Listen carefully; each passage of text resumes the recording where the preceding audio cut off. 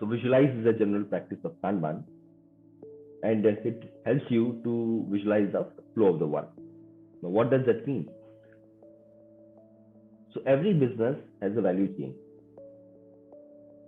So that value stream, when you discover that value stream or the value stream, you will see what are the smaller steps to deliver a piece of functionality or piece of work. Means what are the steps from concept to cash?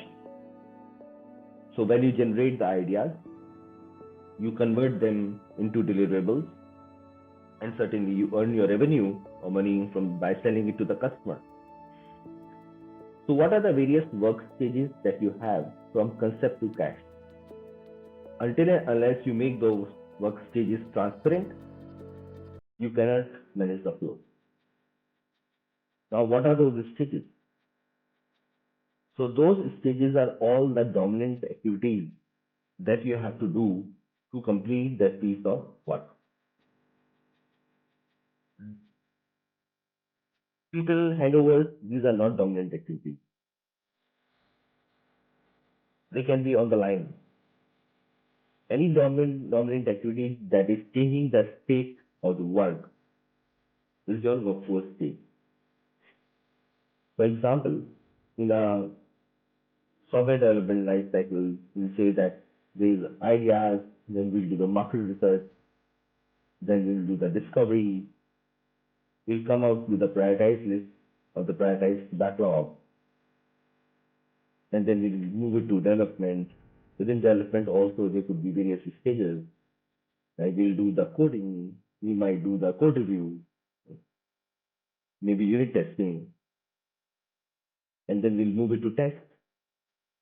Now there could be various types of testing. We'll do sanity testing, we'll do functional testing, we'll do performance testing, we'll do regression testing, or you may simply call it as testing. Then you'll have validation and verification done by your business.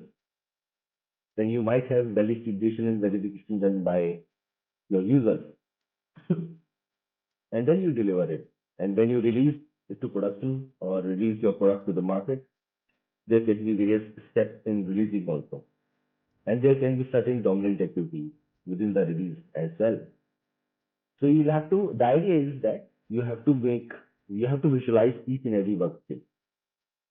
Only then you can find where there is a blocker, which work stage is creating waste, which work stage has more dependency, which work stage is blocking.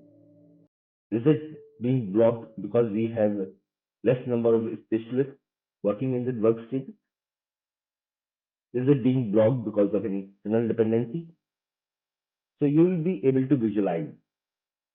You will be able to see how your work is moving from one stage to another. You can look at the arrival rate and the departure rate. So what is arrival? So as soon as your work touches a particular stage in your flow, your work has arrived in that particular stage, you can mark that this is the time or this is the day on which we started the work. Now work might be waiting because of the dependency or a blocker, but your counter has started. You have to look at like when the work is now exiting that particular stage. The difference between the departure rate and the arrival rate of the work of that stage is called as the cycle time. So you look at the cycle time, you try to plot them.